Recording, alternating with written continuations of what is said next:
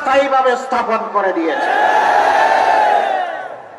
রাস্তার পোস্টার ছিঁড়তে পারবা, বুকের পোস্টার ছিঁড়তে পারবা না। অতএব ওই পোস্টার ছিঁড়াছিঁড়ি করে কোনো লাভ নেই।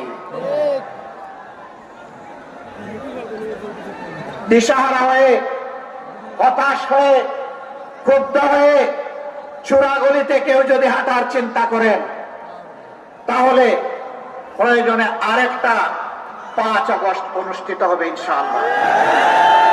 যেই 5 আগস্ট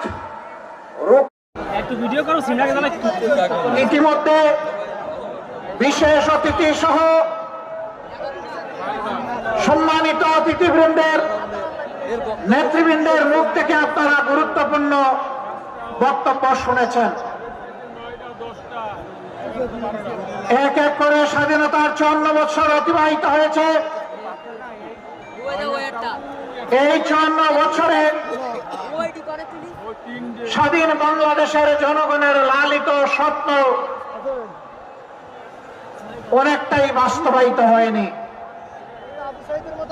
গণভোটকে আগামীর বাংলাদেশের মাইল ফলক হিসেবে প্রতিষ্ঠা করার জন্য আলাদাভাবে, স্বতন্ত্রভাবে জাতীয় নির্বাচনের আগে গণভোটের আয়োজন করা হোক।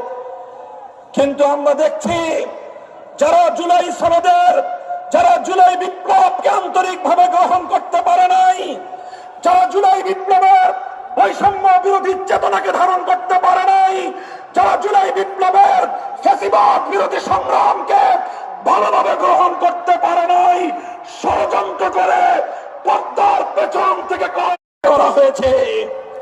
বিদেশি প্রভুদের এজেন্ডা বাস্তবায়ন যারা করার জন্য আমার বাংলার স্বাধীন জনপদকে যারা ব্যবহার করেছে, আজও যারা স্বপ্ন দেখছে বিদেশি প্রভুদেরকে খুশি করে আবার ক্ষমতার মসনদে আসবে, তাদেরকে বলতে চাই, বাংলাদেশের মানুষ আজ ঐক্যবদ্ধ।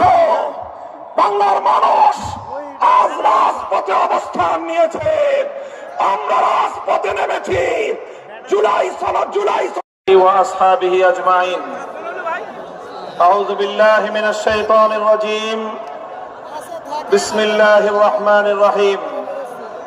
الذين إن مكناهم في الأرض أقاموا الصلاة وآتوا الزكاة وأمروا بالمعروف ونهوا عن المنكر. صدق الله العظيم. আন্দোলনরত 8 দলের উদ্যোগে আয়োজিত খুলনা